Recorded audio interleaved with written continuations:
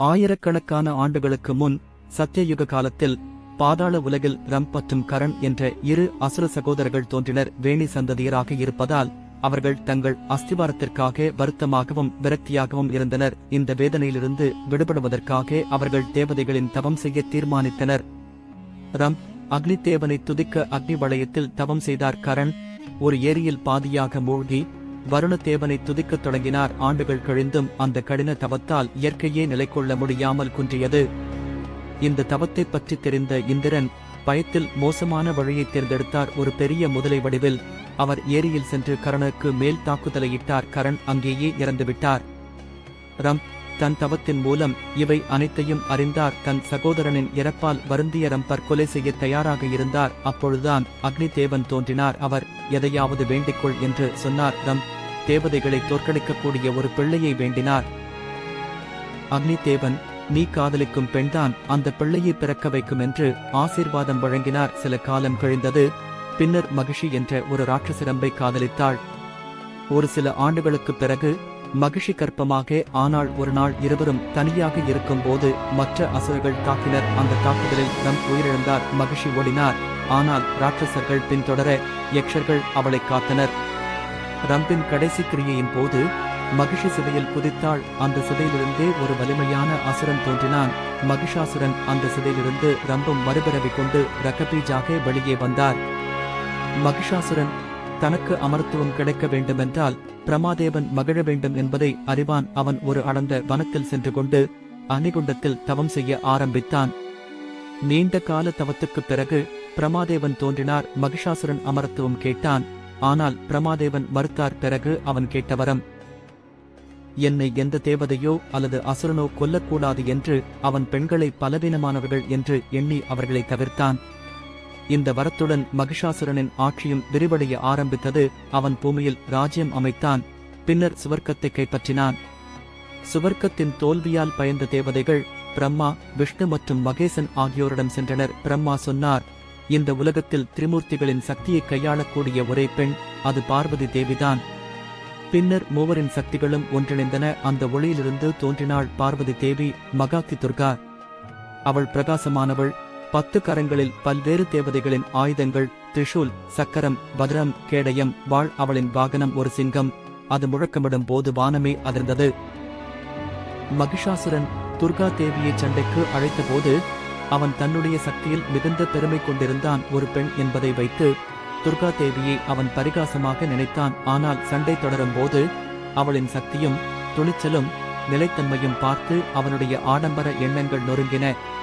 துர்கா தேவி 9 நாட்களும் 9 இரவுகளும் மகிஷாசுரன் மற்றும் அவன் அசுரசேனையுடன் கடுமையான யுத்தம் செய்தார். ஒவ்வொரு தாக்கத்திலும் முழு பிரபஞ்சத்தின் சக்தி ஒளிந்திருந்தது. அவளின் திரிஷூல், சக்கரம், வாள் மற்றும் தெய்வீக ஆயுதங்கள் அசுரர்களை ஒவ்வொன்றாக அழித்தன.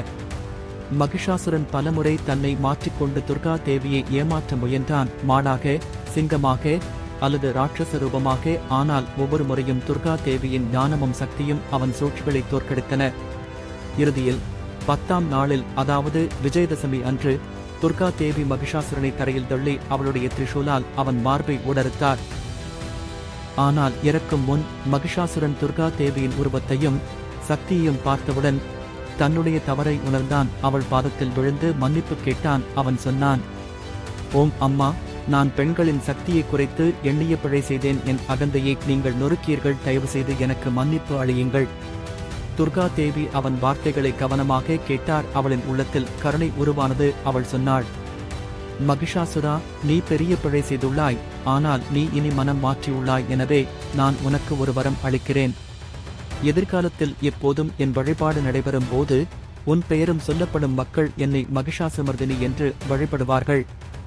அதாவது மகிஷாசுரனை வதம் செய்தவள் உன் பெயரும் என் பெயருடன் எப்போதும் இணைந்து இருக்கும். இதன் பிறகு துர்கா தேவி தனது வாளால் மகிஷாசுரனை வதம் செய்தார் மற்றும் அவனது ஆத்மாவை விடுவித்தார். இந்த யுத்தம் முடிந்ததும் 3 உலகங்களிலும் ஒரு தெய்வீக ஒளி பரவியது. தேவதைகள் வானத்தில் இருந்து மலர்களை தூவினர். அவர்கள் அனைவரும் துர்கா தேவியை பாராட்டினர். ஜெய் தேவி மகிஷாசுரமர்தினி. இந்த வெற்றி வெறும் ஒரு அசுரனுக்கு எதிரானது இல்லை. அது அகந்தை, அதர்மம் மற்றும் அறியாமை மீது தர்மம், கருணை மற்றும் பெண்கள் சக்தியின் வெற்றியாகும். சுவர்க்கம் பூமி மற்றும் பாதாளம் மூன்றுமே மகிஷாசுரமர்தினியின் பெயரை முழங்கின. இது வெறும் ஒரு யுத்தம் அல்ல, ஆனால் ஒரு பாடம். பெண்களின் சக்தியை ஒருபோதும் குறைத்து எண்ணக்கூடாது. தேவதைகள் துர்கா தேவியின் புகழை பாடினர் மற்றும் அவரை பிரபஞ்சத்தின் முதன்மை சக்தியாக அறிவித்தனர். மா துர்காவின் 9 ரூபங்களை நவராத்திரி காலத்தில் வழிபடுகிறோம். ஷைலபுத்ரி சக்தியின் தொடக்கம், பிரம்மச்சாரிணி தவத்தின் அடையாளம், சந்திரகண்டா தைரியத்தின் தேவி, கூஷ்மாண்டா படைப்பின் சக்தி, ஸ்கந்தமாதா அன்னை செல்வம், காத்யாயினி போர் வடிவம், காலராத்திரி அழிவின் தேவியர், மகாௌரி அமைதியும் அழகும், சித்திதாத்ரி சித்திகளை வழங்குபவள். இந்தியாவில் தசரா பண்டிகை ஒவ்வொரு மாநிலத்திலும் வேறுபட்ட முறையில் கொண்டாடப்படுகிறது. பெங்கால் வணிகம், பெரிய பண்டால்கள், சிந்து ஊதல். வட இந்தியா ராமலீலா, ராவண தகனம், ஆயுத பூஜை. குஜராத் கர்பா மற்றும் டாண்டியா.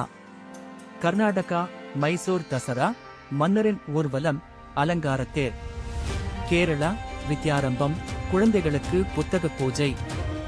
ஆந்திரா சிறப்பு, விஜயவாடாவில் உள்ள கனக துர்கா கோவிலில் 9 நாட்களும் விசேஷ அலங்காரம். கிருஷ்ணா நதிக்கரையில் தீபோற்சவம் மற்றும் தெப்போற்சவம், படகு உற்சவம். மா துர்காவின் இந்த கதை வெறும் ஒரு சக்தியின் கதை அல்ல, ஆனால் தியாகம், காதல், நியாயம் மற்றும் நம்பிக்கையின் நிதர்சன கதையாகும். ஒவ்வொரு வருடமும் நவராத்திரியும் தசராவும் எதை சொல்கின்றனவென்றால், அதர்மம் எவ்வளவு வலிமையாக இருந்தாலும் அதன் முடிவே நிச்சயமானது. ஜெய் மாதா தி, ஜெய் மகிஷாசுரமர்தினி.